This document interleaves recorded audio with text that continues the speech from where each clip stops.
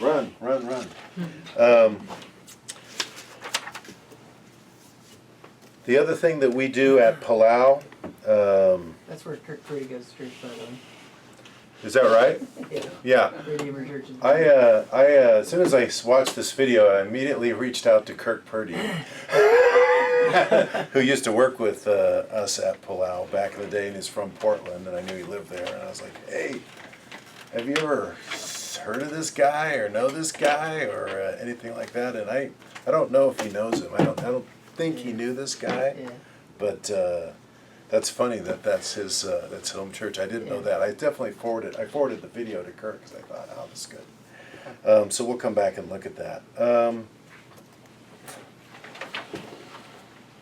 John, Yes. I have a question. Your team that's working with your major donors, you said they are each working with about 80 families. Where do those 80 families fit on this giving chart? Is it just the top, that number 14 group, or do you get down to 13 or 12? The majority of the people, vast majority of the people that we try to focus 4 visits a year would be people that have given at least $10,000 one time in a calendar year to LPA. So they may not still be giving at that level, but they've given that much at one point. So here's the practical kind of implementation.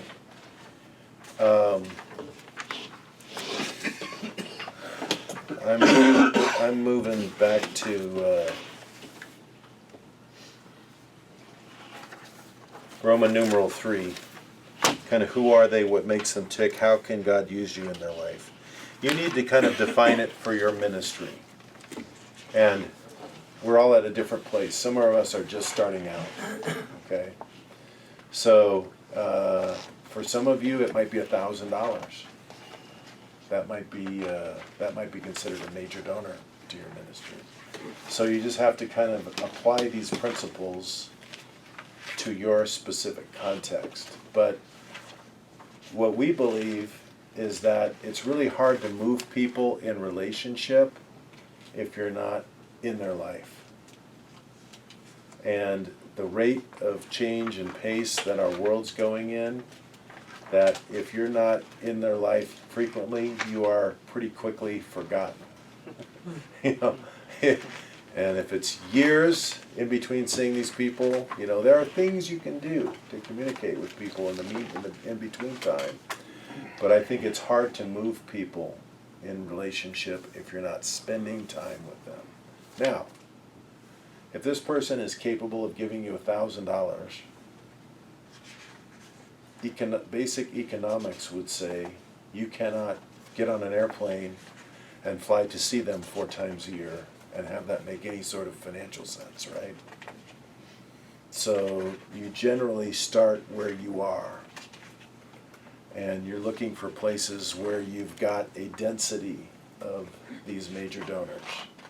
That can hopefully be close to home, where you can get in the car and just go visit with these people. But for Palau, we manage a relationship with field reps of people that have given $10,000 or more, and we do highly customized communication with people that have given between $5,000 and $10,000, and we invite those people to come to our major donor weekends. So that's kind of how we break it down at Palau. They give for many reasons. Well, I saw some of you looking at a different chart that I liked. So if you we were at the giving level frequency report. You turn the page and you'll see the pyramid that we talked about earlier, and then turn the page again and you will see something that's called the Great Commission Ministry Volume Source Analysis. making this real hard for everybody. So keep going further into your book there, Reed. This way? Yep. And Oh, yeah. so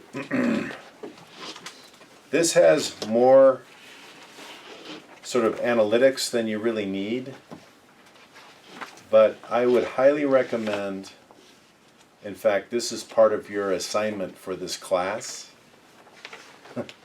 because Tim said, I need to give you a few deliverables as a part of developing your own development plan. So one of your assignments is to list your donors in descending order from 2018.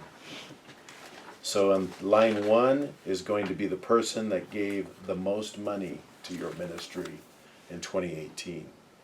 Line 2 would be the person that gave the second most money. So you can see how it rolls down there. It's column 5 is the amount, line 4 is the name, and you can begin to get your brain around, okay, who are we really dealing with here? What's my list look like? And, you know, I am going to venture to say that the people that are on the top end of this report are probably giving a significant portion of your total annual support. By listing this out, it allows you to focus a little bit on who you might want to be spending time with as an organization. So John, since this is a assignment, are you just wanting, because this, obviously you guys have some programs to produce this kind of data, yeah, software. Do you want us to just list A to Z, by number who, as far as, those that give the most in descending order, but not this other?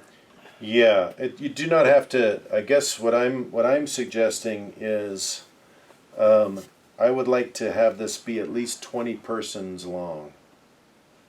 So at least the top 20 gifts to your organization in 2018. It does not have to be every single donor. Like if I did this for Palau, that would be 4,100 lines of data. I'm not talking about that, but I'd like for you to list out at least the top 20 largest donors to your organization. I think it's going to help you kind of get your frame around who should I be focusing on spending time with. Don't worry about the rankings.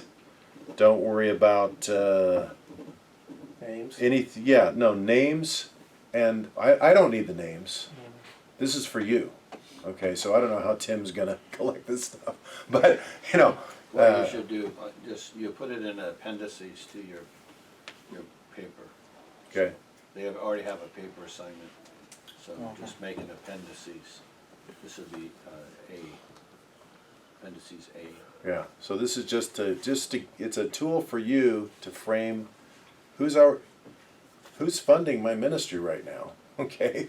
Who are the people that are giving the most, and it's going to help you kind of focus your time and attention on the people that are making the biggest difference for your organization. So that's an assignment. And if you don't have 20 donors, then just put as many as are giving to your organization. And we got to keep records. So that's kind of an important aspect of this as well. We got to keep track of this stuff. So major donors give for many reasons. I'm back now to the outline on page 2.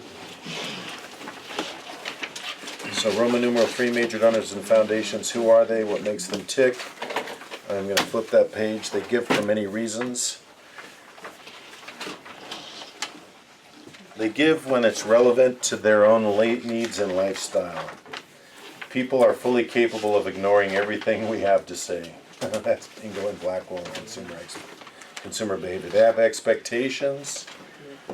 They have needs. The beginning of the Major page. donor piece.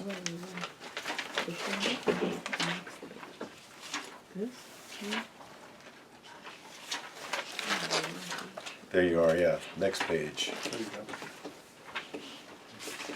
So, point C there, they have expectations. And one of the things that is our job to try to do is to figure out what those expectations are and meet or exceed those expectations. And that takes paying attention. If we don't meet the expectations of our donors, what's going to happen? Goes elsewhere. They're probably going to leave. And major donors are rarely confrontational. Mike's buddy in Pendleton was an exception. He loved you too much to not confront you. Right. But most major donors, if you're not meeting their expectations, they're going to very quietly just leave.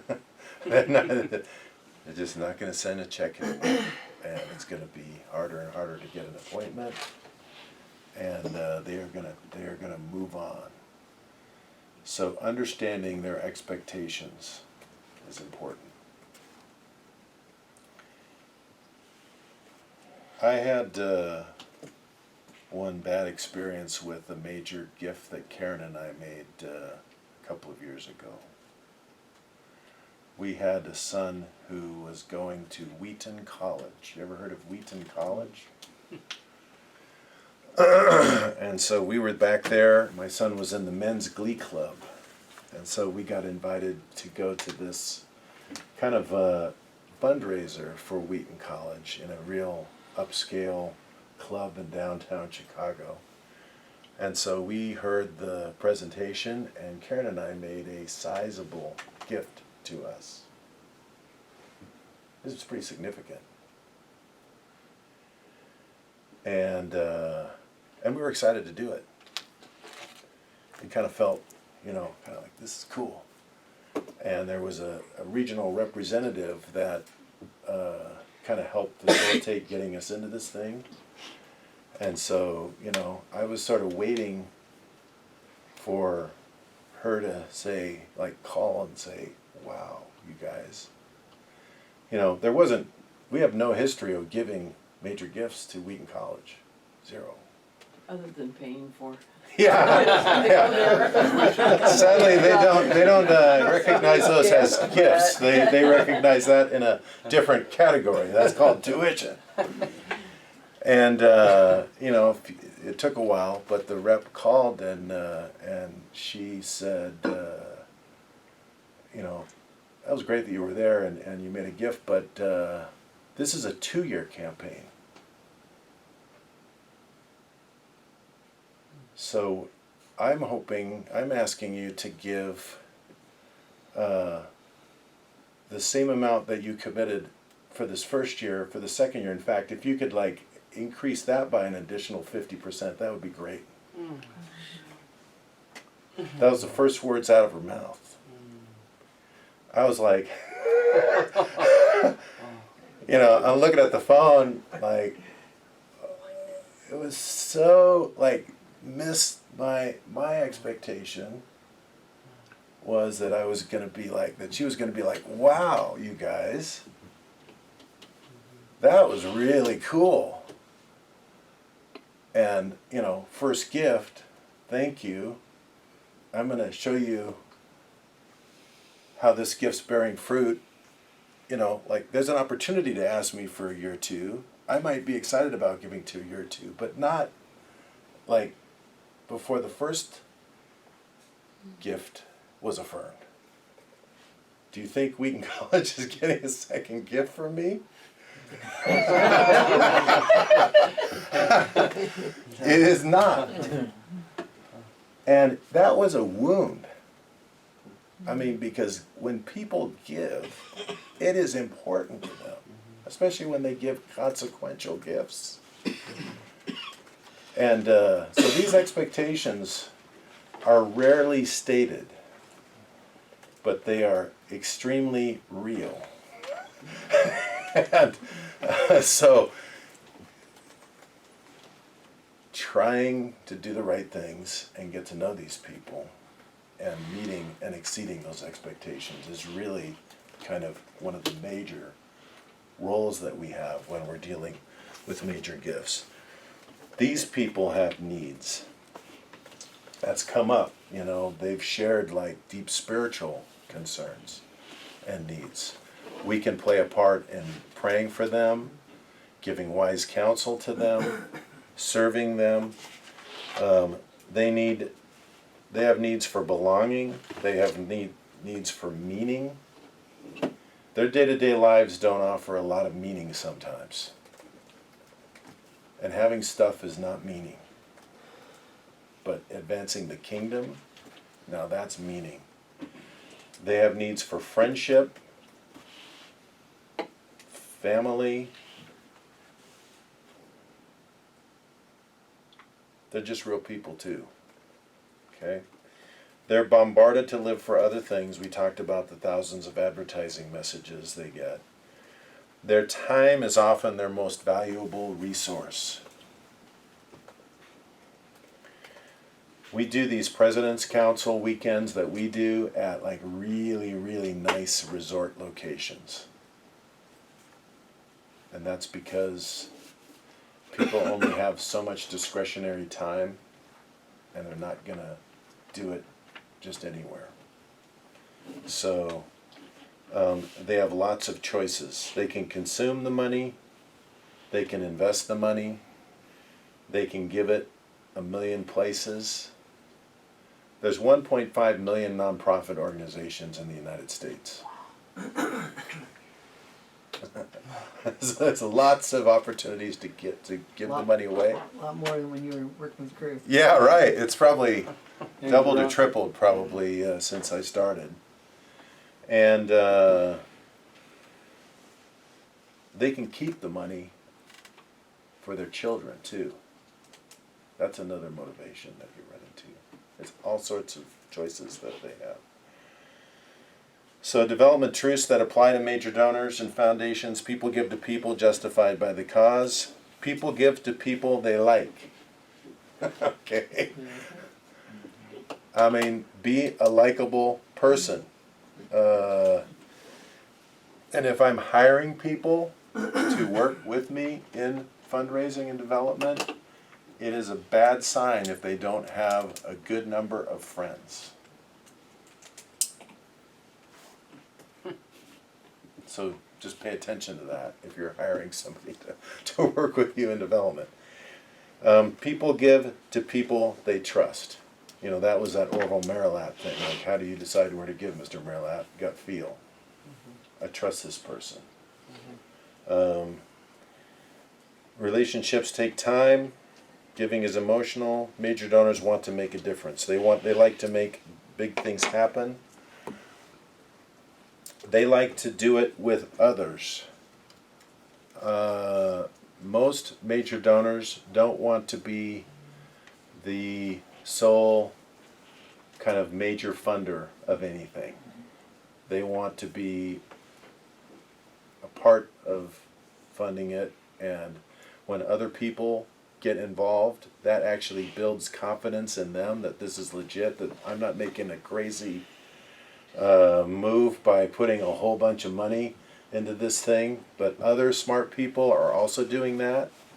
That builds confidence in the mind of the donor. So we had, this is probably my biggest single moment of fundraising that, you know, it was all just sequenced out totally by the Lord, but we had a festival in Washington, D.C.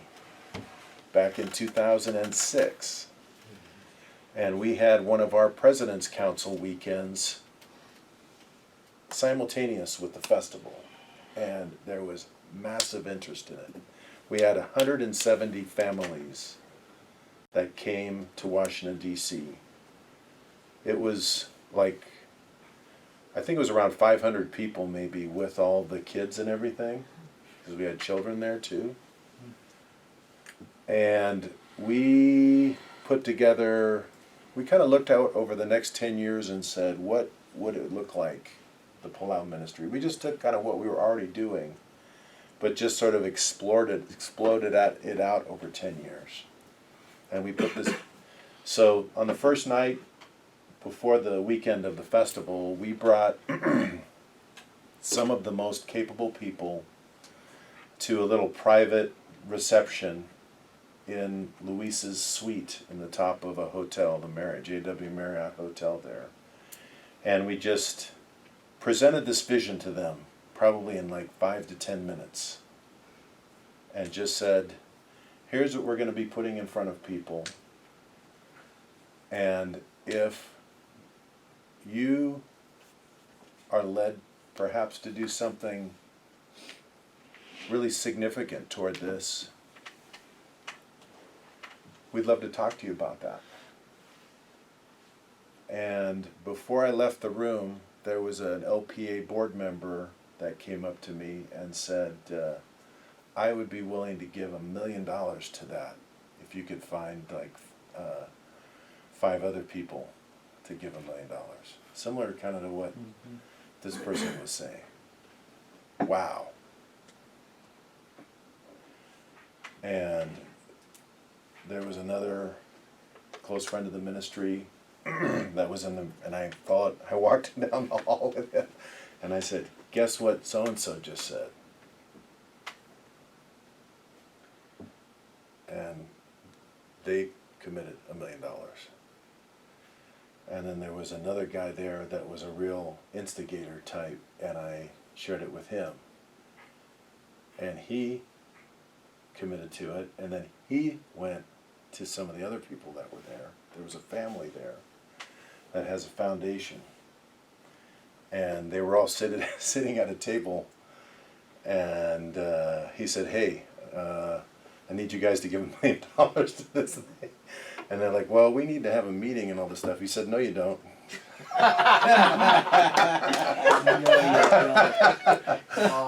And they committed $1 million. And he said, you need $5 million before you get up there to talk to other people about this. And I'll never forget, he was the guy that did the initial commitment, and him were standing in the back room of this banquet room where we're going to do this presentation, like right now. And they're just kind of leaning back against the wall, and he says, if you and I each go up 50%, they'll have the $5 million. And the guy said, okay. So the original guy that started it got challenged by a different guy. This is just, like the power of peers, and all we did was conceive the vision. So Tim, you were talking earlier about like, how do you got to have a plan. You have to have a vision. You have to have something to put in front of people. And we're going to touch on that, I think, in this section. I want to talk about like how to lay out an effective proposal. But anyway, they then wanted us to take that $5 million and to go challenge another set of people to match that $5 million. And kind of like your illustration, we had the second $5 million within like 6 months, committed. Not all of it came in.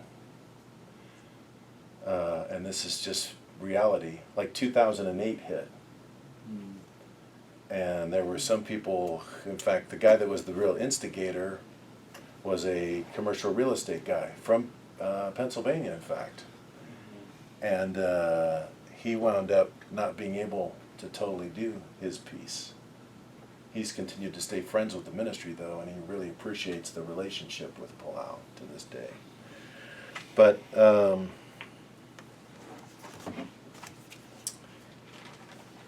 major donors want to make a difference. Do you think those major donors felt like they made a difference? They definitely felt like they made a difference. And it's cool when that was not something we could have scripted out. In fact, we've we've sort of tried, you know, to recreate that sort of energy, and it just bombed. It bombed big time, you know, when we were trying to, you know, get this guy to sort of start the ball rolling and stuff. That just was like the Holy Spirit was moving. We put the vision in front of people, and the Holy Spirit inspired the people. So, but that's beautiful when you can get major donors challenging other major donors. So how do you find and win major donors and foundations? First of all, look at your current donors, okay? Secondly, look at lapsed donors. So you're going to make this list of your top 20 donors of 2018. You might have some people that have given to your ministry in previous years that gave major amounts. The people that gave the most recently are the ones that are going to be easiest to get back on board. But I would encourage you to take a look at your past donor history. Then review donors and prospects.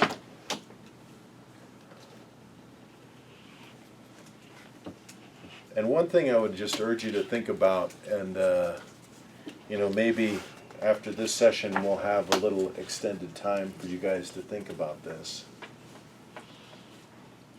But who do you know that you think has the ability to give a consequential gift to your ministry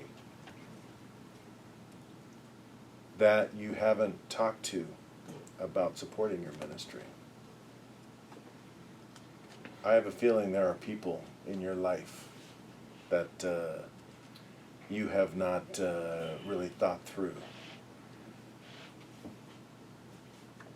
Somebody from your past, somebody from your education period, somebody that maybe you once had relationships with, but you're no longer in close relationships with. Somebody that maybe has made it big, that you've sort of lost touch with.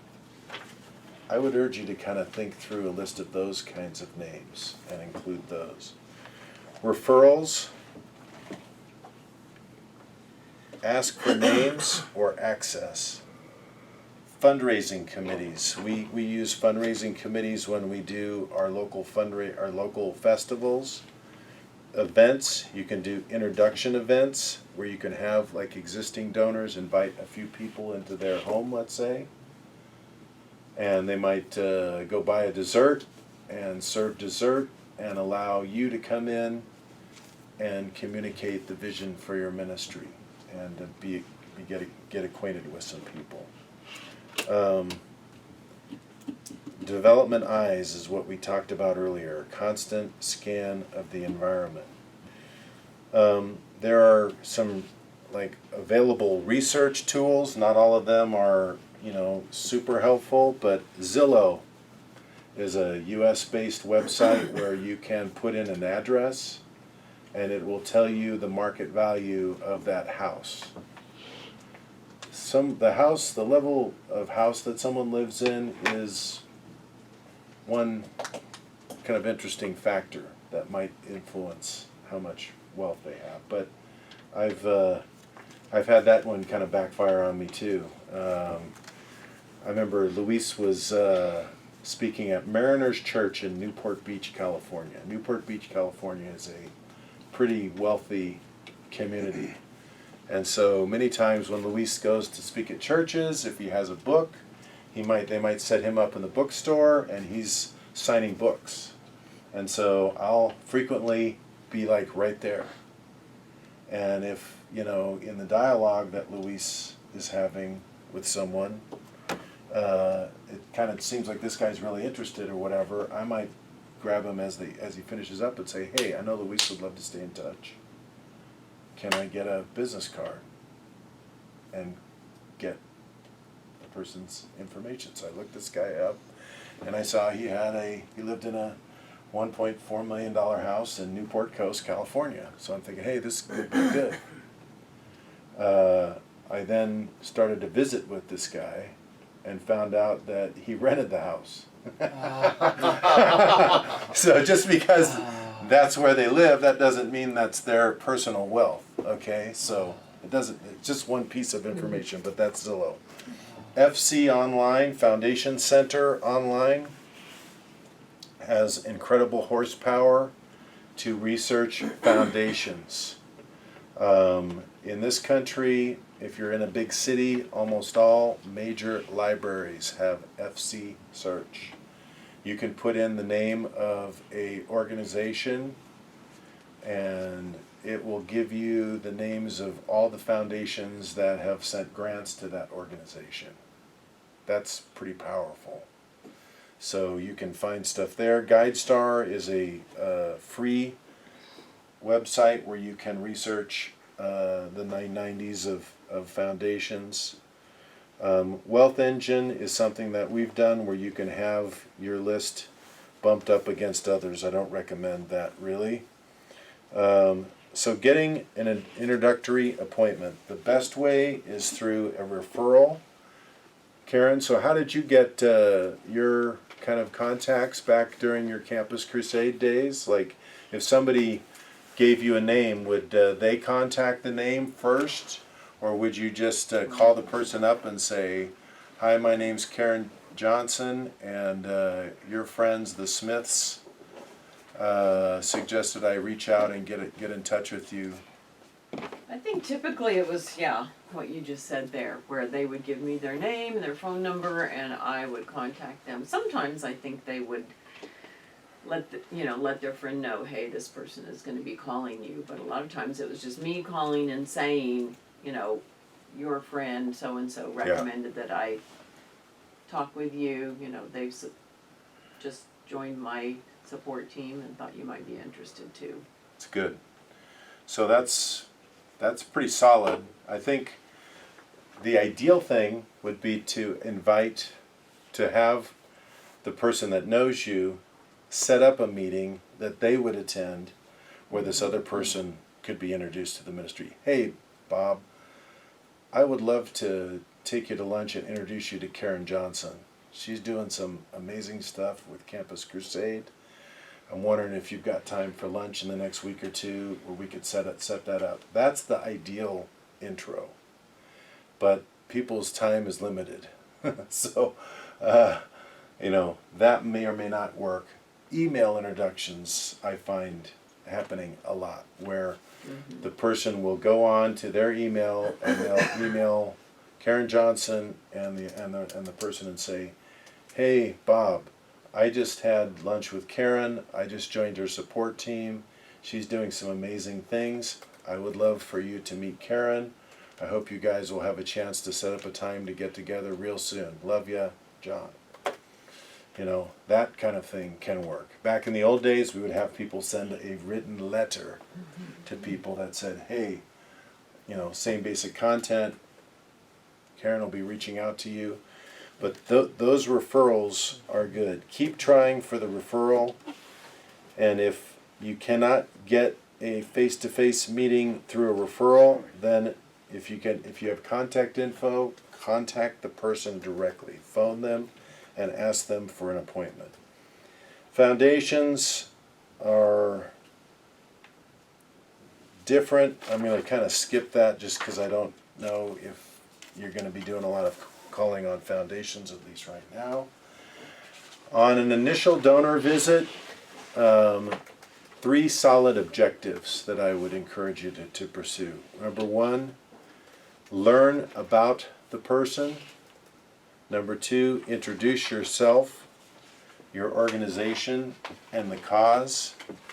And the key outcome is to set up an opportunity to go back and build on the relationship. Location can vary. I tend to make it as easy as possible for the donor. I do like meetings over meals, so I'll do that. I will try to find a quiet restaurant if I'm going to do that. Did you have something, Karen? Yeah, I was just gonna ask, when you said the key is arranging an opportunity to come back. So what would that look like? That would be, well, let me go through the content. Okay. So, I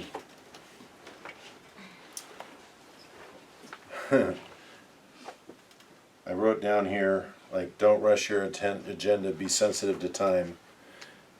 We have 2 ears and 1 mouth, so listen. But like I said earlier, like sharing your Christian testimony, I think could be a really positive thing. Invite them to share their testimony. Share why you're involved in Christian ministry. Introduce sort of like your highest calling, like what has God specifically called you to. And then just say to them something like, I would love to continue the relationship. I'm going to be back here in 3 months, and I'd love to have the opportunity to just connect again. And as we get acquainted, you know, from time to time there are projects and initiatives that we're involved with, and I'd love to be able to share some of those with you as we get acquainted down the road. So you're setting up the next face-to-face visit while on this initial visit. And if you can get an open door for an invitation to come back, that's a huge win for that initial meeting.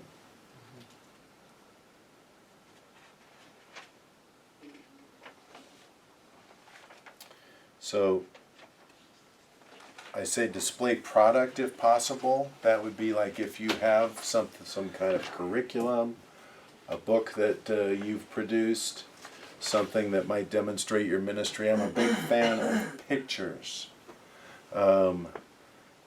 Tablets nowadays are fairly inexpensive. They're fairly lightweight, and I'm not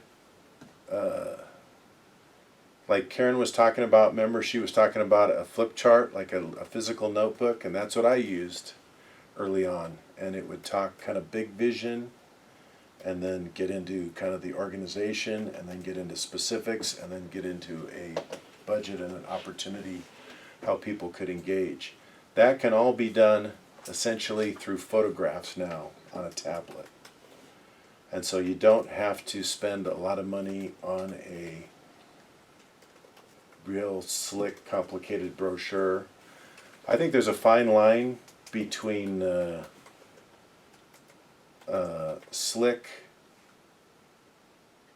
you know, just if it's too high quality, that can actually work against you. Sounds weird, but if it just seems like, wow, you're spending too much money on your materials, I think donors can sometimes check out. But it needs to be quality, but not too high a quality. I can't really define that for you. But any questions about the face-to-face meeting with a major donor? How many have done some face-to-face meetings with donors? Okay. Any thoughts on what I shared? Is your experience does it align with what I'm saying, or are there some other things that we're missing here as we talk about face-to-face meetings? Because this is really important. We have to get these appointments, and we have to go do these face-to-face meetings. Any thoughts from anybody? Well, I think sometimes it's good to ask how much time they have. Yes. Just kind of be setting it up expectation-wise. Hey, John, how much time you got? Yep. You know, usually I try to do meal events or coffee. Mm-hmm. That seems to help. Just kind of. Yeah, that kind of frames it. But Yeah. asking that question early on in the conversation, even if you've talked about it ahead of time, Yeah. it's good to revisit that early on. You know, Yeah. about how much time do you have today, and have them set those parameters. That's good. My husband goes out to lunch with our major donor every Friday. Oh wow, that's He- great. We both have ministries, so he vacillates between which ministry, which Friday he gives. So he gives almost every Friday Okay. at lunch. Oh, that's awesome. Well, that's 52 visits a year, so that's spending time where you want to be. Well done. That's great. My major donors are based on relationships over time. Mm-hmm. So if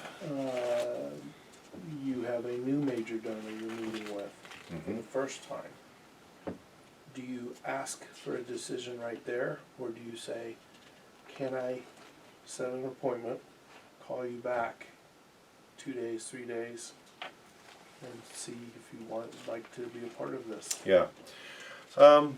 Generally, when I make the ask, if it's an ask appointment, and if it's a donor that you've got like ongoing ability to access, then I may not be asking for a gift on the first visit. I may just be getting acquainted with the person and trying to kind of understand what makes them tick. And that's why I add that question on there. Like out of all the good things you could be involved with, how do you choose where you invest? That can help give a little window into where they're at. But if it is an ask, Mike, once I make the ask, I just kind of let it sit there. Be quiet. Yeah, and let them kind of respond. And if they're going to need more time, they'll tell you. And sometimes they'll say, "Well, do you want an answer right now?" if they're kind of like, "Whoa, if the vibe is kind of like you're pressing me," and it's like, no, like you can take all the time you need.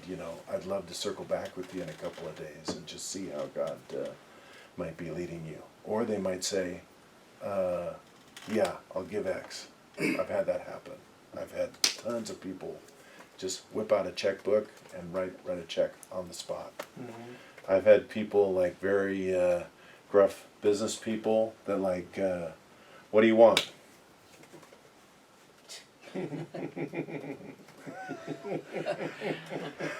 Yeah. I've had that happen. You better be ready. Yeah. Well, we're doing this, and I would love for you to consider a gift toward that. How much? Well, we've got X, we need Y, we're hoping you might consider this. You got it. I've had people do that. You've done some multi-year Mhm. campaigns. Is that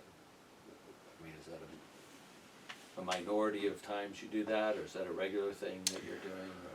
Or? I think we do it all the time at these president's councils that we do, the major donor weekends. We ask for people to commit over for that current year and the next 2 years. I try not to go beyond that, because I think the donor starts to lose the joy a little bit. Beyond 2 or 3 years? I would say beyond like 2.5 years. They kind of forget, well, what was I excited about? Why did I make this commitment? And, so I find that if I was doing like a one-on-one ask, if then the project is over multiple years, then that opens the door for me, if I'm asking for a specific project, to get money in both this year and say next year. Many times when we're raising money for a local festival, it's like we're asking now for one that we're doing in Florida, like next spring break. So they have 2 calendar years that they can make their gift, and some people, from a tax standpoint, that allows them to consider doing something more than they would if they were limited to do it just this year. So that's one of the things that we do on multi-year gifts.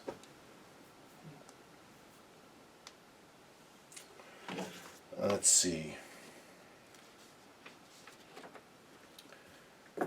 Follow through, and this is the thank you note, Mike, that you were referring to, handwritten, I think is good.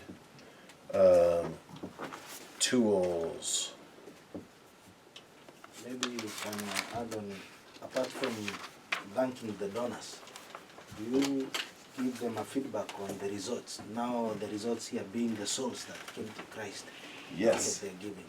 Yes, definitely. Okay. And, the sooner the better on that. Obviously if the project isn't for another 3 months, then you have to wait till you actually do the project and then report back to the donors. But And, you know, at the Palau Association, we generally will do a kind of written report once the festival's over, and with photographs, mostly photos, captions, and then some stats and stories. And we'll frequently go back to donors and present that report face to face.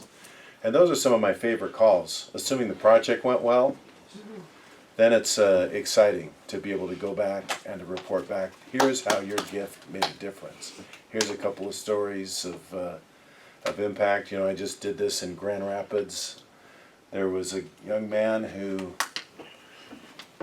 was going to the bars downtown Grand Rapids on a Saturday night, and he heard the commotion over in Gerald Ford Park, and he walked over there just as Andrew Palau was giving his testimony and inviting people to receive Christ, and he gave his life to Jesus. And he told the two ladies that worked in the prayer tent he was the son of a pastor, and he had gotten way off track, and that was his moment to come back to the Lord. So cool to go back to donors and share a story like that, an impact that took place in Grand Rapids. Yes? Yeah, do you have people who sort of take you in circles, you know, asking you all these questions and, you know, inquiring all this information, and they're just taking you in circles and never giving, and how do you then know when to, like... Give up on it? Yeah.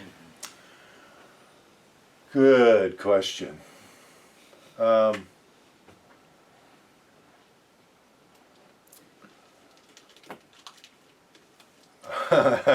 a hard one. I mean, there's no rule of thumb for that. But I would say that some questions is reasonable. Lots and lots of questions that keep going around in circles. As somebody that's trying to justify to themselves why they don't want to give money. It's generally somebody that doesn't have a generous spirit or a generous heart. And they're using this logic to kind of like give themselves a rationalization as to why they shouldn't give money to your cause. I think it would be reasonable to even like ask them the question, to say something like, you know, after this has gone on for a while, okay, I would say, at what point do you think you would be ready to consider a specific gift to the ministry? and just see how they respond to that. You know, just kind of, you know, just you're being open and you're trying to answer, but at what point, you know, would you see yourself being ready to make a gift to this ministry, and see what they say? Well, really never. Okay, thank you for telling me that. And not everybody is called to our work, okay? There's all kinds of things. Even within the kingdom, there's a million good things. And different people are wired differently based on their backgrounds, etc. They're going to give to different places. But I think it's our job to put our ministry forward in the most compelling way possible. Listening to the donor, understanding them, what makes them tick, trying to find things that would be aligned with their values and heart, and then challenging them to consider getting behind our work. And if that point they're just not called or whatever, then we've done our work, we've presented it in the power of the Holy Spirit, we're leaving the results to God, and we're gonna, God's gonna bring someone else. And so there's never hard feelings.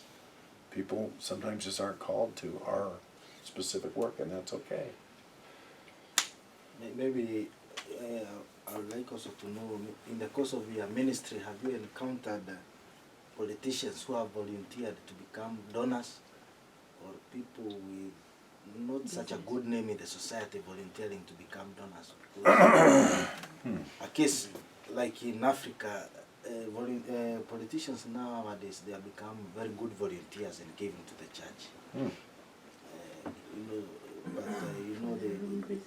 Which makes the church, does not give the church a very good image, because most of them are corrupt. some of them have a schedules of money. Yeah, Even then the next even the moment, yeah. intentions are not good for their giving. Sometimes the intentions are not good. Yes, the intentions are not right. uh-huh, But you see, these are things we cannot see with our own eyes or judge. But in the public opinion, the image is not very right for the church. yeah. Or So are they giving in some sort of a public way? Yeah, of Oh, course, yes. definitely. They must be publicized. They want some sort of political mileage. Mm-hmm.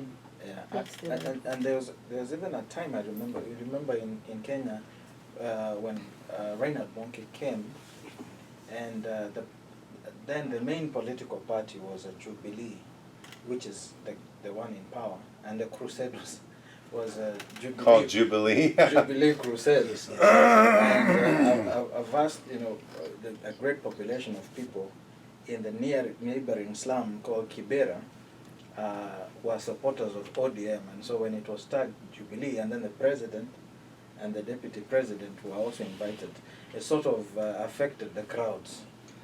Interesting. Yeah, our experience with political engagement has been not so much on giving, but there are frequently we'll have a host committee or a leadership committee, and so we work very hard to try to enlist someone from both sides of the political spectrum. So that might be, I don't know to what extent that would be well received in your culture or not, but we work hard to try not to be seen as partisan, to have kind of a balance on both sides. And most of our giving at Palau is not public giving. So we're not publicizing individual gifts. That's not, though, I guess. If you have a sponsor, like of a festival, isn't that more of a public gift? Yeah, the sponsors are, but I don't know if we've ever had a government official as a sponsor. Here, sometimes businesses are very vocal with their political leanings. Does that ever impact your sponsorship levels? Yeah, I can't think of a situation where we got, some sketchy kind of business or a very politically kind of out of bounds business became a Palau sponsor. Well, I think our Yeah. African students have a couple challenges. First of all, in the churches, at least my experience in the churches, and working in Nigeria, Uganda, and Kenya, Rwanda, often political gifts are publicly announced in the church. Yeah. The politician is recognized for their contribution. Mm-hmm. I've seen that. Yeah. I don't attend, but I see that. The other thing is that for our students here, I'm really not sure how in a sense they are soliciting money for their ministries, or however you want to say it, raising support for their ministries. So we're going to have to work through that with them. I mean, the principles, I believe, are true. Yeah. They're very true, and I think they will work in any culture because it's about relationship. Mm-hmm. And maybe in their culture it's even more about relationship, in terms of that. But we're going to have to process it with them. Of course. Yeah. I think of Acts 8, when Simon sees Peter and John laying hands on people receiving the Spirit, and he wants to give money, silver, and the response was, may your silver perish with you. Your heart is not right with God. Repent. You see, in the African context, Boldness. in the African context, yes, boldness is there. We are starting for that boldness. We are for boldness. But if you don't have a political leaning or you are not It may affect your favorable to ministry. the politicians, there is some mileage you won't gain in your ministry. It may even affect completely the moment, Yes. I'll tell you the truth, the moment Museveni senses that you do not side with him, You do not Trust receive me. his gifts. oh yes, he may even force you. They will force you to if you have he feels that yes, you have gained popularity and you can help in his maintaining the seat, then either they will frustrate your ministry Did if you just- don't, or yes. Either through directly or through proxies. Yeah. Like yesterday in Kenya, we had, they are calling it now refreshing the shepherd's breakfast. Yeah. Okay. You see, it is organized by politicians through other Yeah. proxies. Brown envelopes, things like that. Yes, so if the big figures in Kenya do not appear, the big spiritual figures, Yeah. it will work to their disadvantage. So So they kind of are forced to show up. if you don't show up, of course, you know you'll be silenced through other Yeah, machineries, yes. or indirectly. Wow. Quietly, you might Yes. be quietly eliminated. Yeah. It becomes difficult. They may even make it look like you are the wrong one. Probably they will say you are the financiers of your what? Terrorism. Oh yes, homosexuals and Yeah. you know things like that. You may get an accident. Anyway, Wow. So that's Africa. Do you have an opportunity to, the politicians, do any of you ministry leaders have the opportunity to build a personal relationship with them and one-on-one disciple them and to be a true follower of Jesus? Yeah, there's some Yes, like yes. yeah. I have some friends, but they confess that the pressure to go a certain direction is so intense that they sometimes like secret believers. But you know, also partly some of the senior politicians that fund churches or support Christians profess to be Christians, even to be born again. Mm-hmm. But then they of course want political mileage. You know, if you have a crowd, they will always somehow be a politician who wants to come and say, you know, this is our guy. And most of the clergy, of course, you know, bow to that, and so Yeah. Boy, that's tough. yeah. So that the meeting ends up not, you know, being about the politician than Jesus, you know, somehow. Mm. Yeah. So that even if there are issues like, you know, issues of social injustice and all that, you don't. So they end up anointing the candidate, or you know, prophesying that somehow the God will make this man The next leader. yeah. Wow. Yeah. America had an evangelist by the name of Peter Cartwright, and worked through West Virginia, Kentucky, the place where we're living, during the time of our president, Andrew Jackson, 5th president. And Andrew Jackson has a very nefarious past. And somebody tugged on Peter Cartwright's coattails and said, "Be careful. President Jackson has just walked into the meeting." He gets up to the podium and he said, "I've been told President Jackson is here." He says, "President Jackson's going to go to hell just as fast as a chicken thief if he doesn't repent." And the story is that Andrew Jackson did have a conversion to Christ in his later years as a result of that. Wow. That's cool. Yeah. I'm But going it to pray about this situation. I mean, Yes. just, I want to think and ask the Lord for more wisdom on that, because that is a tough yes, our spot. prayer, maybe, sorry to cut you short, is that God will raise a generation of people who do not have fear. Because recently there is a controversial debate going on in Kenya. This giving of money by the politicians has become too much. Even the clergy is divided, because some are saying you cannot know a person's heart when they are giving the money. Others are saying that money is not clean. You know, in the public opinion, these people have stolen billions of Yeah, where money. did they get the money? Yes, now they are preparing for the next election. Yeah. So even Well, it's a common value, it's an expected value, I believe, at least my observation. Nigeria, Kenya, Uganda, that politicians you know, we consider it a bribe, they don't. Mm. They consider it using their money wisely. Yeah. And now the sheep of Christ is confused, the flock. Yeah.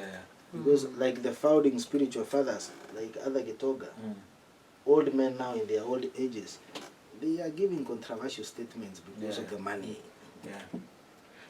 Actually, there was a time there was a report. It was called Domo report, and it was investigating land allocated illegally by the former president. And the report did not go public, but a lot of churches were actually mentioned as beneficiaries of illegal allocation of land. And so if we would proceed to court cases and all that, I mean, many churches would be, I don't know who would be arrested, but somehow would be jailed. Yeah. Wow. Yeah, it's a challenge. Yeah, big time. Thank you for sharing the realities. The other thing I would say just about the United States, you know, is we have a very generous culture here. So there's a lot of advantages to operating in this country. Our political system is tainted also. And I'm thinking about a few kind of cases where we've had political people involved with our campaigns, but they're not throwing money toward Luis Palau campaigns. They're just kind of showing up and being, visible and recognized and things like that. So, yeah, I'd like to talk more about that. But let's take a break. Don't you think we need a good break here? When do we want to wrap up our day, Tim? What time? 4:30 or? Well, I think we can go to 5 or Go to something. 5? We're gonna try dinner around 6. Maybe 6, 7. Have a break. Keep talking for another 4 hours. Well, let's take a good 10-minute break. When you say 10 minutes, so we'll reconvene at 3:45. We'll see if we can watch the end of my movie here and talk a little bit about that. Thanks, John. That's good, brother. I don't think this is gonna work, but let's try it. Alright, here we go. I see your hand. I see the hands. I see that. I see that. I see that. Stuff. This must be an evangelism. We got to go to Ogle No. for a 5-day But trip that's his focus. and kind of see the city and meet the pastor Dave and his wife Gloria. So we met Kevin and Leslie when they came to visit us with their pastor Justin from Silicon Valley. They loved us well. They interacted with our kids. They came really seeking to encourage us and encourage people on the ground here. We just kind of found out that we had a brother and sister in Christ halfway around the world that God was knitting our hearts together. And so we had sweet conversations, sweet times of prayer, sweet times showing them our city and our church. And so it was as if we were long lost brothers and sisters who were reunited. One of the most impactful parts of that whole trip was Dave and I took a walk, and one of the things that Dave is so good at is just getting right to the heart of what are you doing and what's your purpose. And so Dave asked me, Kevin, what do you want to do in life? I'm like, well, it's a big question. I don't know if I have a clear vision. Well, one of the things is I know that God has really blessed me in Apple, and maybe this idea of sending people, or I'm not sure. It's kind of still unclear for Leslie and I. And he goes, Kevin, this is great. We need people to pray knowledgeably, give specifically, and go intentionally. It just seemed like the Spirit was doing something. It wasn't planned. I didn't pray for it. I didn't know that I'm going to give a pep talk or advice or encouragement to Kevin. We were just friends. We were just walking. We were just talking together. But something, you just see his eyes. It was as if he had purpose for his life. So that divinely orchestrated conversation with Kevin that day led to a fruitful partnership together. I mean, our friendship was already born, but Kevin and Leslie, they go back to Silicon Valley. Some weeks go by. They've probably emailed me a couple times asking me what are the needs, and I'm saying, well, our ministry is going well. We always have needs. Then they decided, no, let's get them on Skype. So we Skyped, and they're like, no, really, Dave and Gloria, what are your needs? What do you need specifically? And I think at that point we said, well, we need some support, and then I think maybe it was another Skype call, and they said, hey, seriously, what do you guys need? And Gloria and I looked at each other. Really, there was one need, is we needed to put our kids in school. And here in our city, there's no public schools. School's very expensive. We had no means to pay for our 4 kids to go to school, and we just looked at each other and said, wow, almost embarrassed to say, well, we need tuition for our kids so that we can live here and minister here.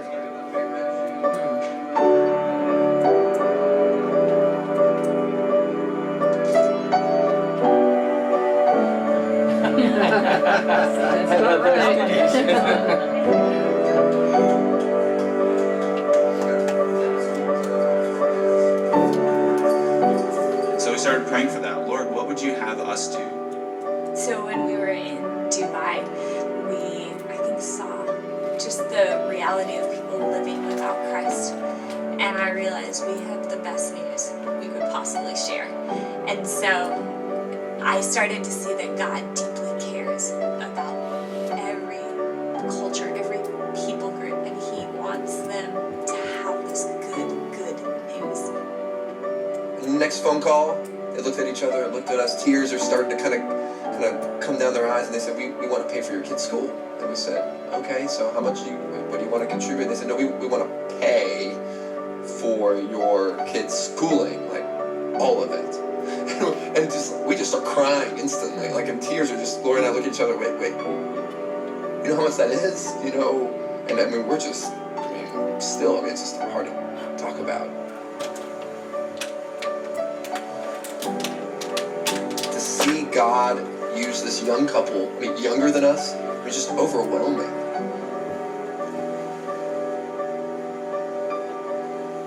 Yeah, I think because of their support, it has allowed us not to worry about where provision would come from. It's allowed us to give 110% to the ministry here, to be all in here. God has given us a truth. It's His word that lasts forever. And God calls us to steward that, to share that, and to enable others to share that with the world.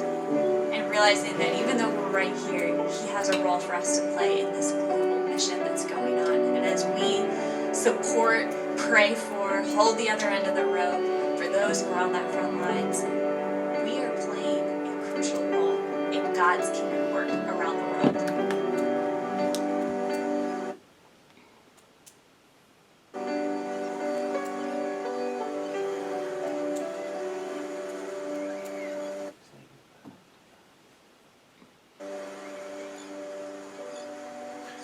The end. We did it! We made it. Yay! That was awesome. So what strikes you about that couple? Let's talk about the couple.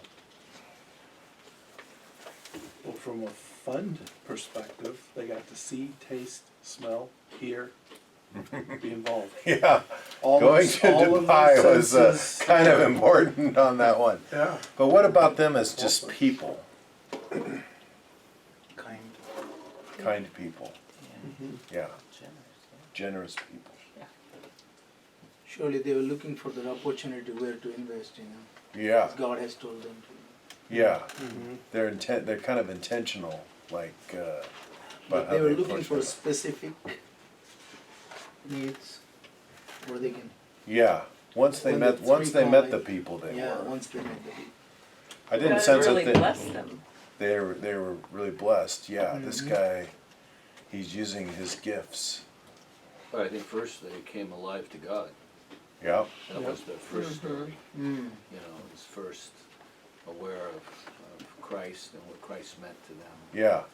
It became more than just, I'm a Christian because I was sort of raised in church to like, this is a personal relationship, and, Well, for And- both of them. yeah, and her like For through the her, word, really like studying really, the word. really learning, like the gospel's really everything. One thing that I like about this is they strike me as very normal. And I think many times we think about major donors. These are sort of like these special category of people that are, I don't know, but they're special. This guy's really gifted, obviously, to get this internship at Apple and then to do it and to stay consistent, but they just seem very like normal people. That's one of the main things I want you to see is major donors are normal people. Mm. They're younger. in this case. That's interesting. Yeah. John, that reminds me of a conversation I had with another development guy. He was raising money for a water project, drilling wells somewhere. I just didn't know the details. And I asked him this question. I said, what's the development lesson that you've learned over the last 5 years? And his answer was this. He says, some major donors are really quirky people. And he talked about some donors somewhere that he was kind of hard to work with, but he was willing to put up with it. He still had the ability to give and bring other people to the table, but it was his willingness to kind of work with the quirkiness that allowed the donation to come in. And that whole thing was, and I began to think about some of the people that were with, they don't quite fit the mold, but you just gotta go with the flow with them. And that's right. They're all different stripes, Yeah. but this couple, I think, is just, kind of like normal people. I want you to kind of realize that these can be just normal people. They just happen to be like he, and how is wealth created in this country? A lot of it is just being in the right place at the right time with the right skills. I mean, he hit Apple early as an intern. He's obviously skilled, but he got in the door, and I'm sure he's doing extremely well for himself, okay? So that's how he made his money. I don't sense he was from a wealthy family, maybe, I don't know. But they want to honor God, obviously. There were two things that struck me that the pastor in Dubai did that I thought I hadn't really thought about or noticed. But two things I would encourage you to think about doing. Number one was he took a walk with the donor. Okay, this is not rocket science here. They went for a walk. I have had some fantastic relational times with donors when I've taken a walk with them. It just breaks you out of the normal. You're not sitting kind of face to face. Sometimes it's easier to talk about personal things when it's not so like intense and face to face, but if you're walking, you can kind of get into it. In fact, that was a specific thing that I challenged all my field reps to do about 3 weeks ago. I said, I want all of you to take a walk with one donor, and they're doing it. And the second thing, do you remember what the pastor asked Kevin and his wife? No, this is what the pastor asked. Like, what do you want to do with your life? Where are you What going do you with want your to life? do with your Yeah. life? Yeah. It wasn't like, what do you want to give to my ministry? Or He used the word purpose, didn't he? yeah, well, I think that was the outcome of it. It was like afterward, you could tell he had a purpose. He now has a purpose. And the meaning is being delivered through the partnering relationship with the ministry. So this is again why our ministries are so needed in the lives of major donors, because we're the vehicle through which meaning gets delivered. But to talk about what do you want to see God do? A couple questions that Bill McConkey, this mentor of mine, would throw out. He would say a reasonable question to ask would be, what would you like God to do for you? And what would you like to do for God? In a sense, that's kind of what he was getting at.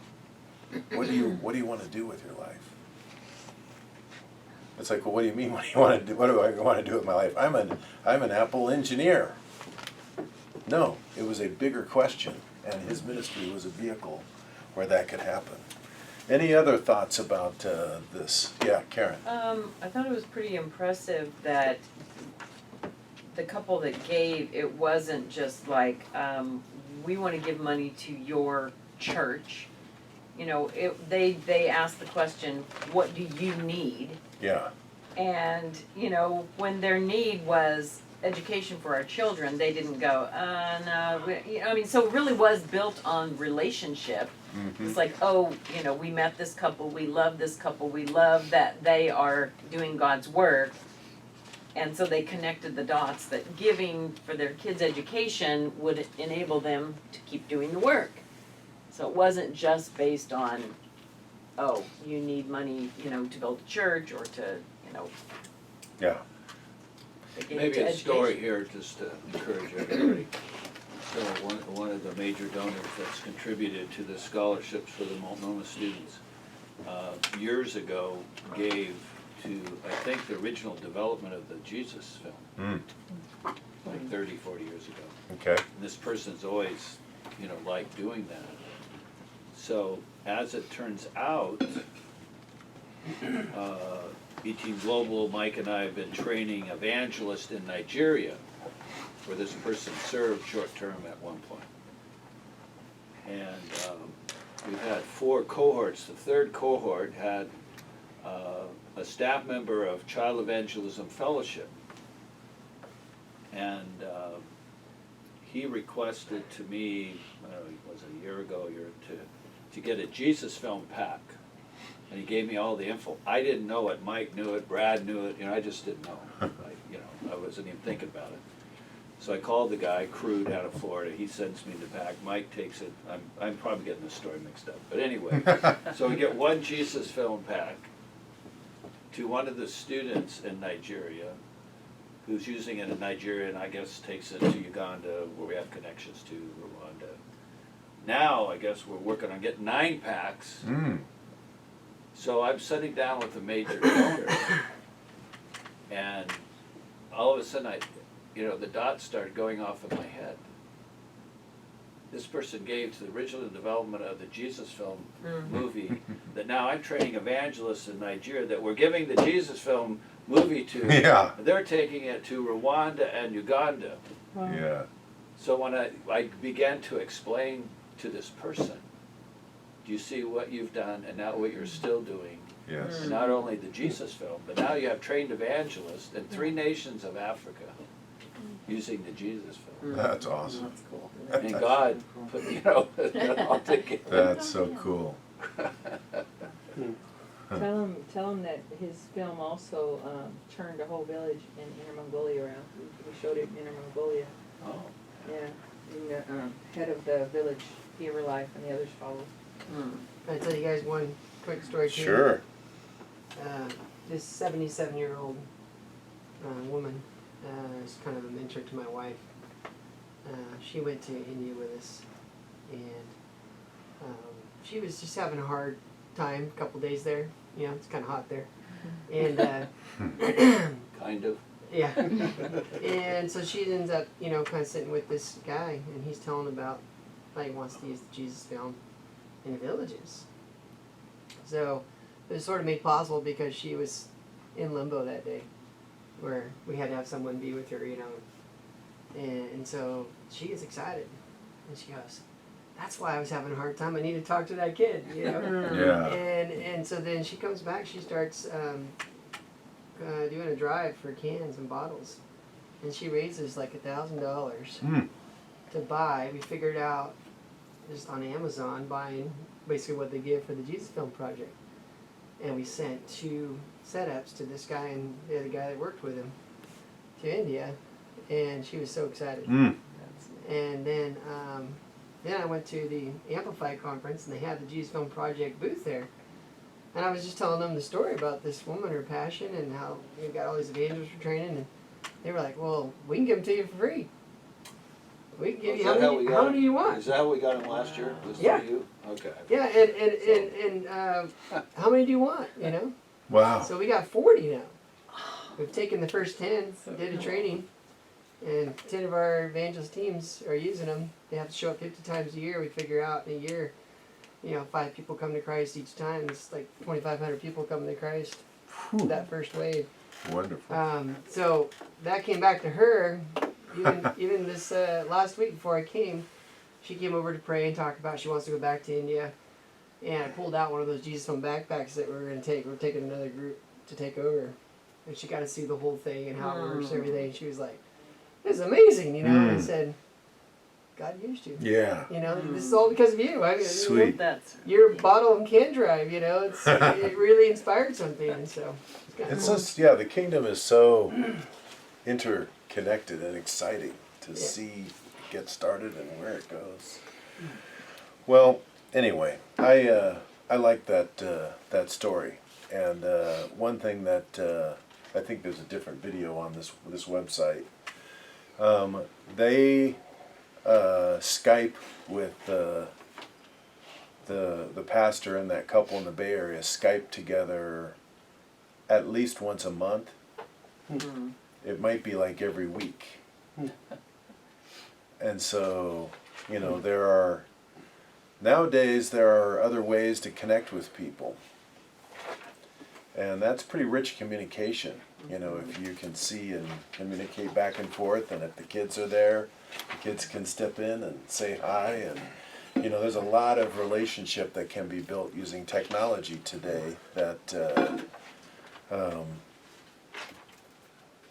wasn't available, you know, back then. Back then, international phone calls were insanely expensive and almost impossible.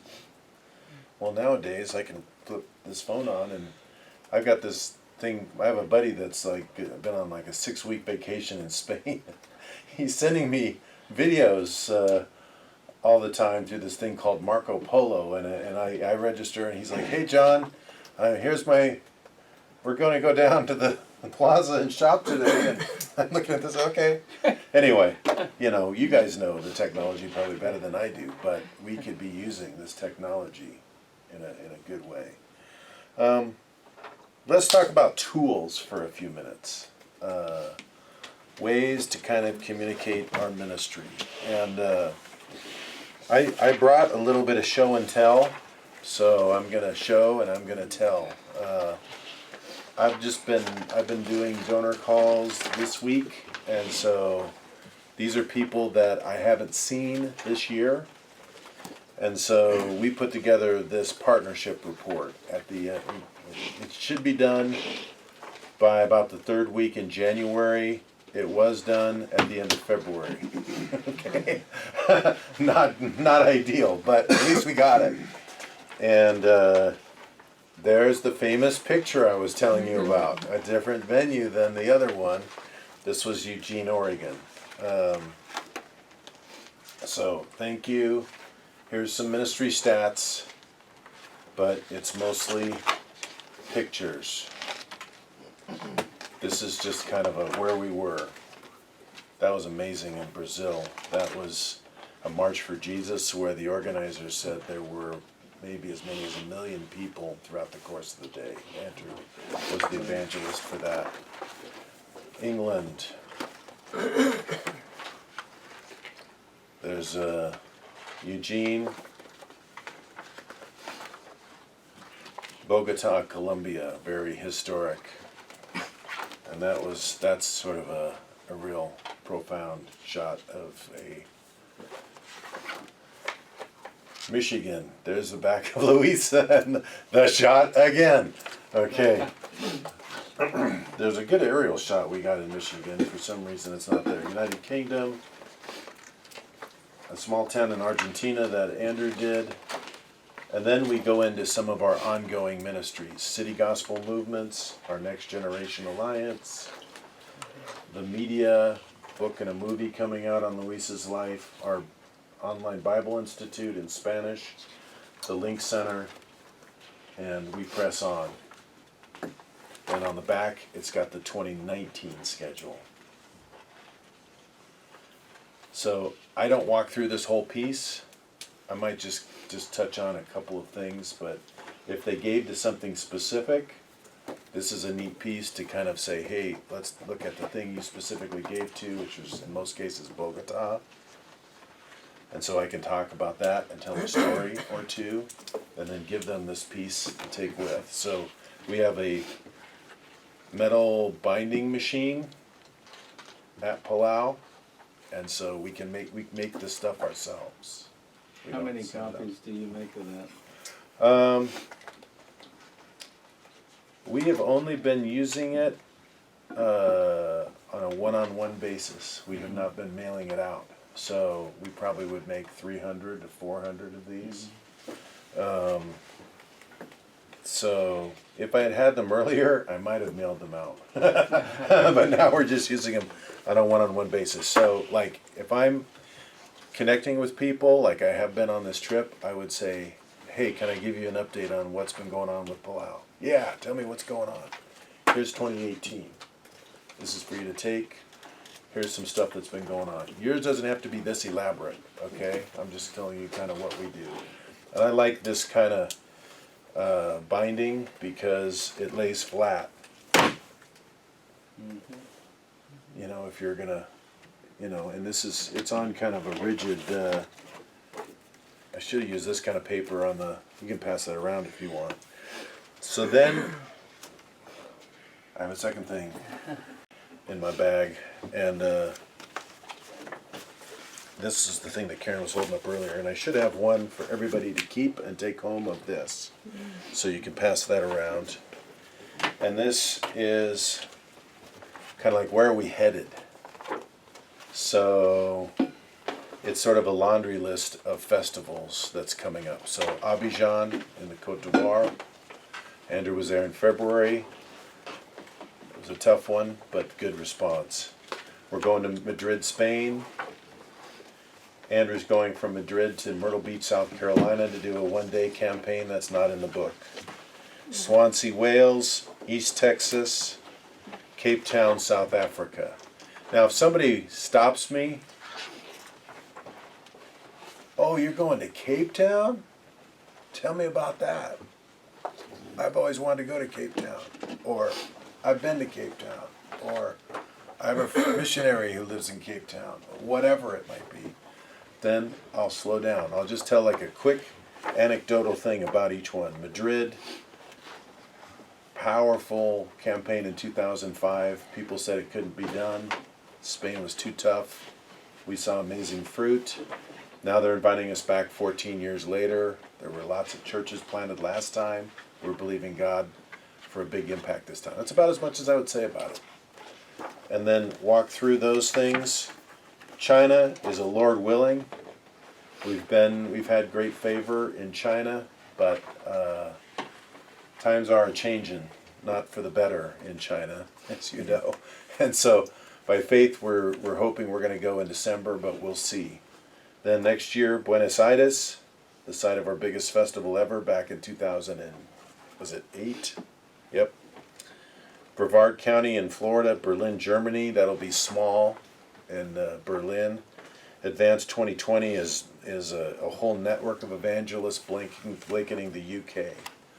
So those are our overall missions and projects. Then city gospel movements. We want to serve lots of cities, 30 pilot cities in the coming year, hopefully with an evangelism plan. Our global network of evangelists. Media strategies, which would include the movie on Luis's life and the book that he recently wrote. And then our Bible Institute and our Palau Link Center. Now, that's a lot, but we have a lot going on. But there's not, you could, you know, your whole report could be this size, maybe. Maybe there's 5 or 6 things that you're going to be doing. This could span, this is over 2 years also. It's 19 and 20. But it's nice to have in writing kind of a piece that gives an overview of where you're going as an organization. So I would encourage you to consider having a piece like this. This is kind of a prospectus on, this would be more of a major donor prospectus on the ministry. So our highest calling, we summarize here, is proclaiming the good news, uniting the church, impacting cities worldwide. That's our call as a ministry. it would be good for you to think through what is your highest calling and to lay that out with people. This prospectus talks about 4 different divisions of the ministry, doesn't have a lot of price tags with it. These kinds of brochures are kind of expensive to create. I think you can do almost all of it just online. And it is nice to have a printed piece that you can leave behind with people. Can you tell me where online? Because I've gone in and they're really expensive. But Well, what I'm saying is, I'm saying 2 things, I guess. I'm saying a prospectus that you could just create on an iPad that just has photos. It wouldn't be a piece you could leave behind. Okay. You'd have to have something simpler. gotcha. But I think sometimes we just want to think that, like, if we just create the killer brochure, that's going to be the answer to all of our prayers, and people are just going to start throwing money at us because we have this great brochure. We'll spend weeks, months, really trying to craft this brochure. And I would say, think through your highest calling. You could summarize that on a single sheet of paper and have on an iPad like maybe 10 or 12 photographs that you could walk through that could serve as an overall prospectus on the ministry. And then finally, proposals. Actually, not finally. I got one more thing I want to give you too. You guys have to travel, so you might not want to take all this paper. You can pitch whatever you don't want. But this is a proposal on our current project in Madrid. And I'm going to give you an outline for a proposal. Actually, I've already given it to you. It's in the notes in your notebook. It's in that lecture after follow-through, and it's in the section called Tools. So, number 1 is you need to meet a need in the world. And the need, the more relatable and relevant it is, the more likely people are going to be drawn to funding it. And then you need to describe a solution. How are you meeting that solution? Reed is going to a region of Spain that is highly unchristian and needs to hear the good news of Jesus Christ. And so he's going to go and organize the churches and present the good news in a concerted way. Well, that's kind of what same thing that we're doing with the LPA. Then you need to describe the kind of more of the strategy and your capacity to fulfill the need, and then the resources that are needed would be described in this budget section. And then the competence would be, people need to be convinced that you're capable of pulling off the strategy that you've described in your proposal.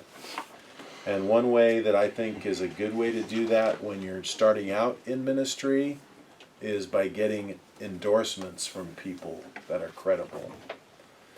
Not the politicians. Okay. Not the evil politicians, but serious Christian people that you have a relationship with that might be known by others that could say, hey, I know Mike Parker, God's hand is on Mike Parker, God's using him, you should get behind his ministry. You know, having a host of people like that might be, little blurbs throughout the proposal, or you could create an additional sheet that would just be endorsements about your organization that you could float into any of your proposals. But that's one way to kind of, if you don't have a track record, the better way is have a track record of success. And we thankfully at Palau have a track record that we can describe.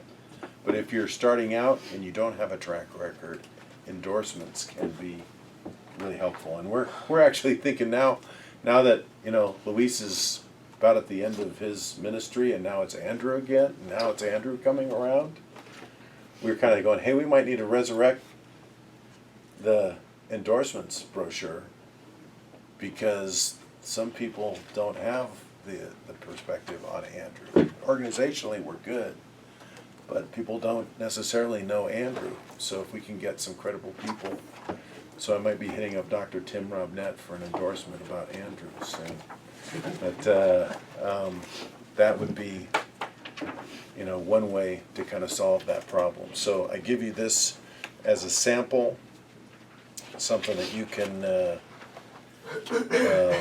kind of look at and try to mirror as you're describing kind of your vision. And this is a proposal on a project, but you could use the same structure for your overall organization. This would work for that as well. Curiosity question. Yeah. Of the budget, how much will be raised in Spain? How much will be raised in the States? Probably less than 5% in Spain. 95% US of A. Yeah. That's been our story. I don't know if it's a good story, but that's our story.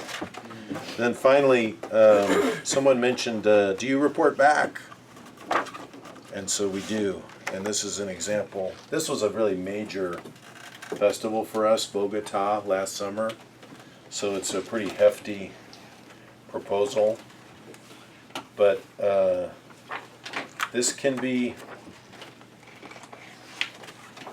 we have a nice printer at our office that can make these.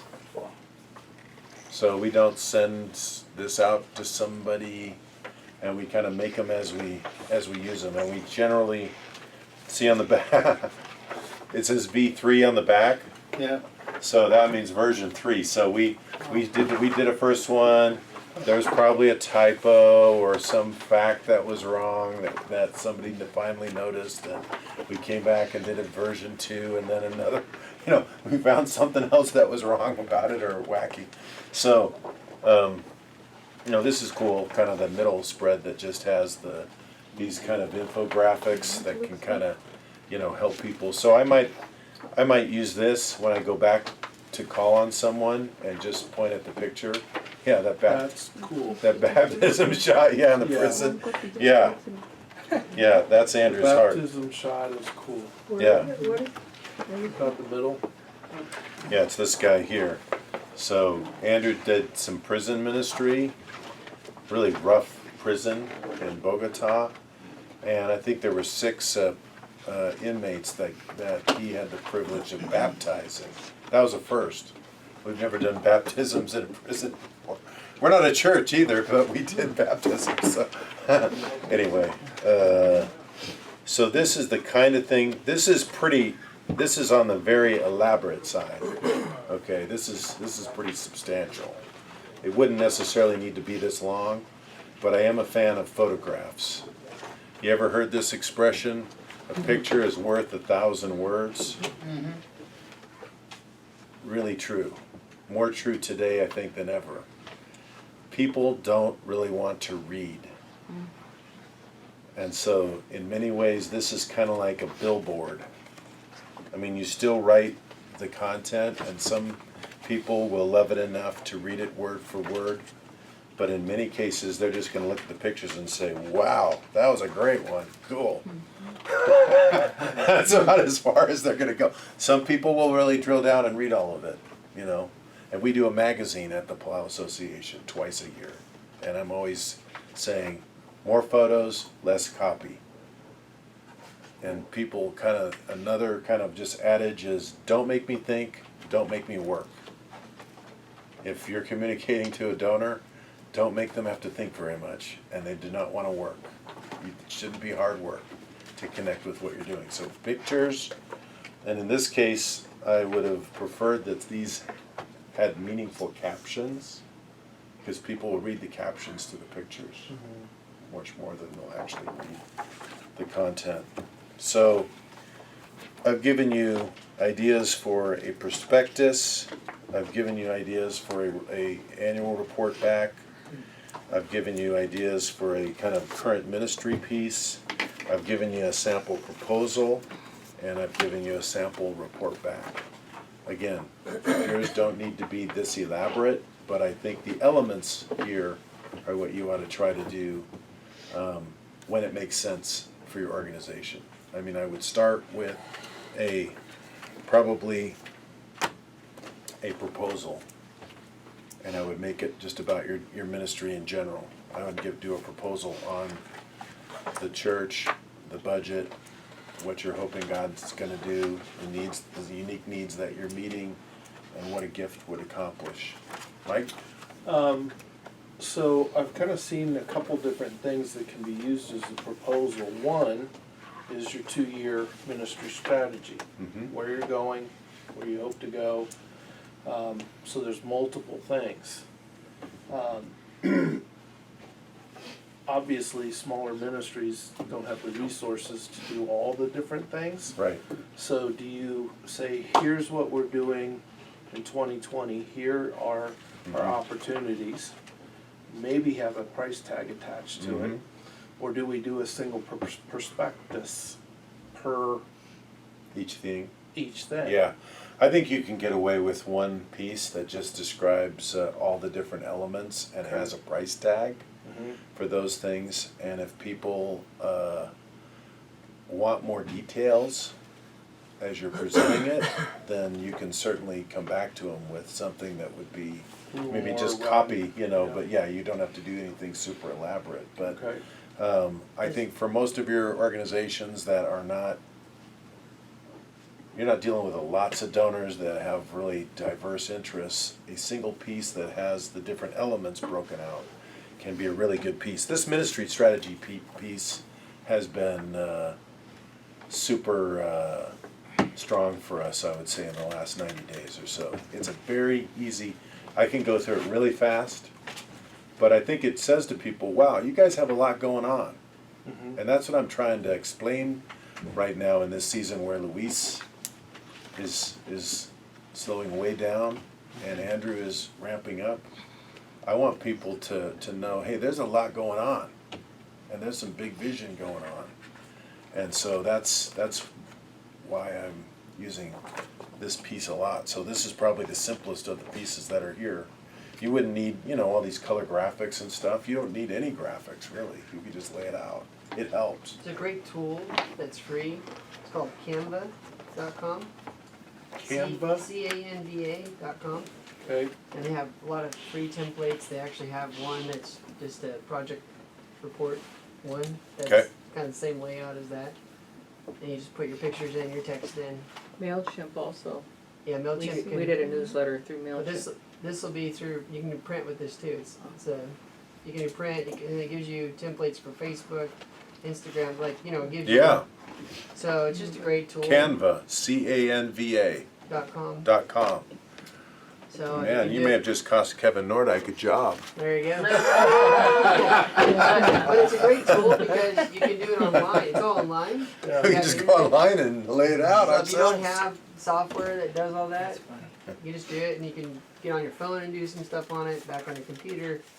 So That's Question, how much, good. how much does, cause the printing, cause we do some printing and it is astronomical for us. How much is the printer? How, is it unlikely to It's pretty expensive. I ask know. somebody to donate a printer? No, that's a good thing to ask somebody to donate. Yeah. Is there certain kinds of printers that we need for that kind of thing? Is it a laser printer? Is it I don't know. I don't know the details. I mean, thankfully we have really strong equipment. there's a at couple new Palau. printers that have come out, and they sell one at Costco. It has huge tanks of ink. There's an Epson now, so you can print larger quantities, because ink is really the most expensive thing with Right. printing. It'll almost give you the printer away. Yeah, And so get you that might hooked be on the something ink. to look at, and some of them do the 11 by 17, which is that size. Yeah. That'd be something to look for. Churches sometimes, a lot of churches now have, like our church has the same printer as Palau. And What is it? it's just this big Konica Yeah. Minolta thing. But, they've agreed to let me print free there, so that's also another way. If you have some church partners, you might say, hey, Yes. one way you guys can help me is just let me print all my stuff there. Yes, that's And good. That's worth probably a couple $100 a month right Oh, there. yeah. So. Easy. There also could be a business that's Yeah, business can do the same upgrading, thing. and so their machine, which still works, but they want the latest and greatest or something. They might be thrilled to make that available to a ministry that they care about. So Okay. printers are actually gettable for sure. They won't be the latest and greatest, but I think Brad's idea too of a partnering church that's friendly, you know, that would be fantastic. And that's then they're probably using good equipment, save your time, get it done quickly. Yeah. And sometimes printers will donate. There's print services too. Yeah. So that's. I'm a big fan of asking for what they call in-kind giving, not cash, but like actual services or equipment. It can make your life a little more complicated if you're having to kind of slow down. Somebody can slow you down in things, but I'm a big fan of asking for that sort of thing. With these tools, do you kind of have so many printed that are really for your larger donors, and then do you do electronic for maybe others? Same material, just you're not giving a hand piece. We have, but things that are laid out like this, the things that have the 2-page spreads are sometimes funky when you try to send those electronically. But yeah, we've also done our magazine that way, where we've laid that out electronically. You know, we'll only mail our Proclaim magazine to about maybe 15,000 or so of our people. That's it? Yeah. Yeah, I guess that's a lot, but you know, some people, like when they think that Palau has 4,000 donors, they're like, what are you talking about? You should have 40,000 or 140,000. We don't. Yeah, I think the electronic is I see it as sort of a bonus like way of reaching people. Like the group that, yeah, it wouldn't make sense to mail it. Financially it would be too pricey. And there are some people that just prefer media to engage media electronically. And so they would actually prefer the electronic version. You know, when we're working with major donors, we can have those kinds of conversations and figure it out. You know, I was with a donor in Syracuse, New York last Wednesday and Thursday, and he's 82, a very vigorous kind of 82-year-old guy, and he's still in business. He's a Northwestern Mutual Life Insurance agent there, and he is a absolute prince of a guy. You know, he's a guy that you would like trust with your money. And a lot of people have, and he's done quite well for himself. But, you know, I said, he was asking me about, like, what I'm going to be teaching here. It's like, what are you going to share with these guys? And the one message we probably won't get into, but it's in the back of your book, is like, and it just kind of coincided, he's in a men's Bible study, and they're going through Proverbs. And I said, well, I've got a whole message in my materials that I'm going to be sharing with the evangelists next week about development principles from Proverbs. And he was like, I said, I'll get you a copy of that. And I said, yeah, in fact, I could just email that to you. And he said, don't email it to me. I don't like email. I don't do email. So I'm going to mail him. I'm going to print a physical copy, and I'm going to mail it to him after this is over. His wife emailed me this morning and said, I'm praying for you today, as you shared with the evangelists. So she was praying for me, that I could be somehow a blessing to you guys. That's the kingdom of God at work. So I'm going to leave you with, this is a little booklet, The Ministry of Fundraising by Whitney Cooneyholm. Whitney Cooneyholm was the head of fundraising for Prison Fellowship. But this booklet was written in 1990, okay? And back in 1990, there just weren't very many resources about fundraising. Now there's a lot, and that's good for the kingdom. And what I'm sharing with you has come out of just my own life and experience, and you know, through a lot of people investing in me. But this booklet has just some very sound biblical teaching about the ministry of fundraising and some fundraising methods. So it's just an easy reminder of the biblical basis for all the stuff that I've been talking about today. So tomorrow, if we could start at like 8:30, that would be great, with a quick devotional. And then there's one lecture that's on more practical stuff that I would like to walk through, and then just give you a few more thoughts about a development plan. And that's going to be incorporated in that next lecture tomorrow morning. So I think we'll let up on you guys and call it a day with Tim's permission here. Oh, it's great. And any questions for John right at the moment? Or Yeah. Write them down, think for tomorrow morning. So can we, later, like, pick your brain? Sure, Okay. I'm here. No, I mean, like, later on? Oh, after our session here? Yes. Yeah, for sure. Let me just give you guys, oh, it's actually on the cover is my contact info. Yep. So my name, I think my email, and is my cell phone on there too? Yes. So that's all good ways to get a hold of me. So Thank I you. would love that, yeah. I mean, I really want to see you guys flourish in the kingdom.